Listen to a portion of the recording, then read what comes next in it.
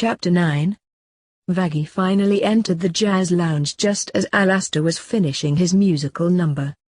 Surrounded by jazz music on all sides, she gingerly made her way back to the table, placed the plate on the table, sat back in her chair, and waited for the number to end.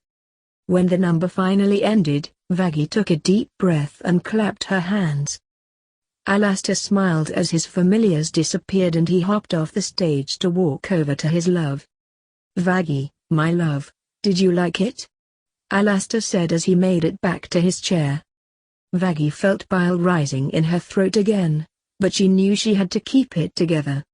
If not for herself, for Angel.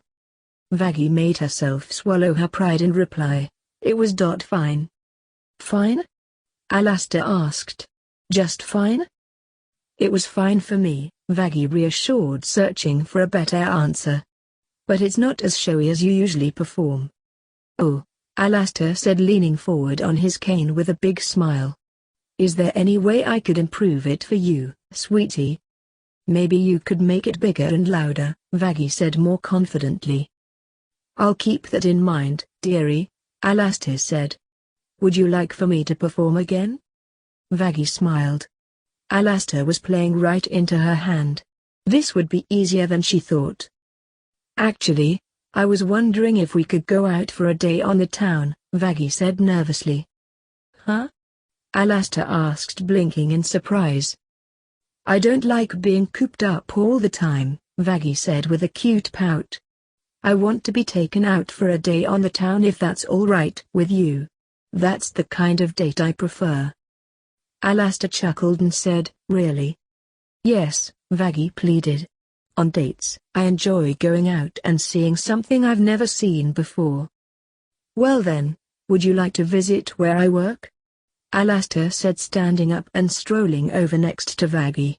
"I have a little bit of work to do there anyhow." Vaggie sighed coyly and said, "Sure." Alastor struggled to contain his excitement. "Oh, Vaggie, my dear, you don't know how happy that makes me," Alastor exclaimed as he pulled Vaggie out of her chair and into his warm embrace that she made herself accept. "Of course, I'll take you." Vaggie smiled until Alastor plunged his hand in his pocket and continued, "But I have one condition. I need you to wear this ring. It's a magical tracking device that lets me know where you are at all times so I can keep you safe." Vaggie looked closely at the ring with odd symbols engraved onto it and sighed. "Fine," she said, holding up her hand while Alastor slid it onto her ring finger. "There you go, dearie," Alastor said with a smile in his voice and on his face. "Now, just let me change for work and we'll be on our way." Alastor snapped his fingers, instantly changing his clothes back to his normal attire.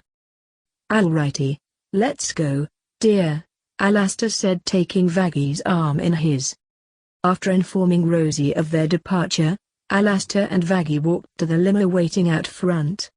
The car was long, black, and classy, straight out of the 1930s. Alastor opened the door, allowing Vaggie to climb in first before he climbed in behind her, holding her close as the limo drove away from the manor. I'm glad you enjoyed that video/gameplay. Just remember to hit that like button, subscribe to the channel, and leave a comment down below. Until next time, goodbye!